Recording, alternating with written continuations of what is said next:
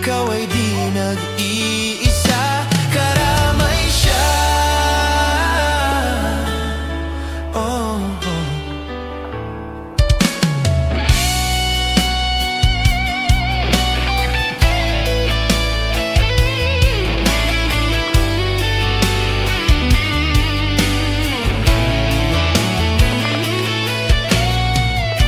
Maririnig ang dalangin,